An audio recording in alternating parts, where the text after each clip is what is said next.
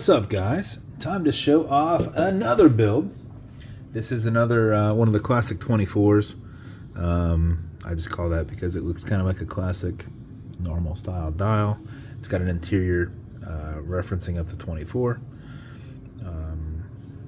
So I just kind of threw it out like that. Did a polished 110 case on it. You've got a like brushed milled dial, so different angles you can kind of see like the brush strokes in it, but want it to pop a little bit. So silver hands, you got your blue integrated into that seconds hand there. So since we had blue there, I did a resin filled minute insert, and then did that also in blue. So it's raised slightly. Did a polished crown bezel. So you got your milled crown on that. Milled and BVW logo caseback. And engraved preview buckle. And then this blue, depending on the light that you get it in, it matches there. And then when it's dark, it matches the other. So seemed like a perfect match. So polished case, so you can fingerprint it really easily. These come sometimes with little teeny scratches in them, so I sit there and buff on them with some Cape Cod cloth, which the person who gets this will get a Cape Cod cloth with it as well. But you're going to be using just your normal thing quite a bit, just making sure your fingerprints aren't on it. Bezel will turn left, it'll turn right. It is a tension ring bezel and it is on there tight, so it's not going to move unless you want it to. Automatic mechanical, it's got a rotor in the back, so as you're moving, it's moving and keeping your time throughout the day. So before you set the time, make sure you wind it just a little bit, because if you just set the time, put it on, and you're not very active, you're going to lose time because it's going to stop running. So what you do is you back the crown off the threads until you hear it and feel it clicking.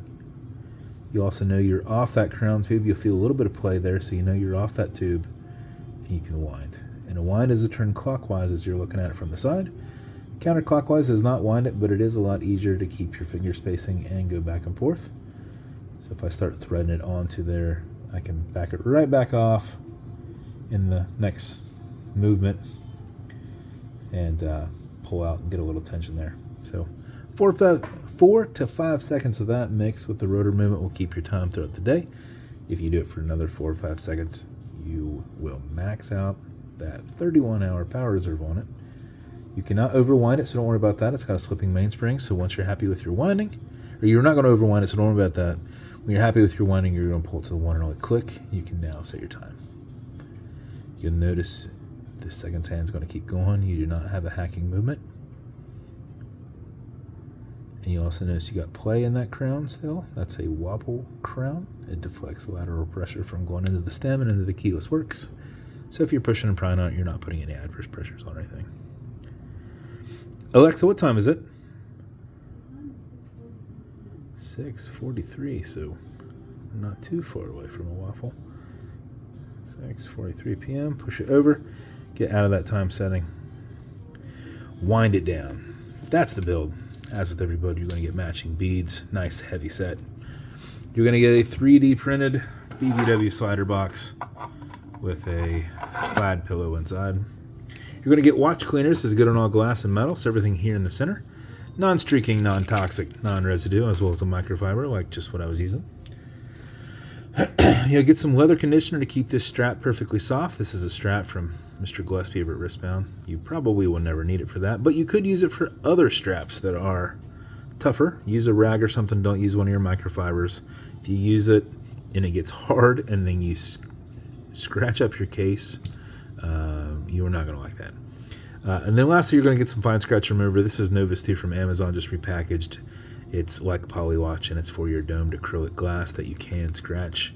If you do, you'll put a tiny bit of that on it, and you'll buff it out with your microfiber.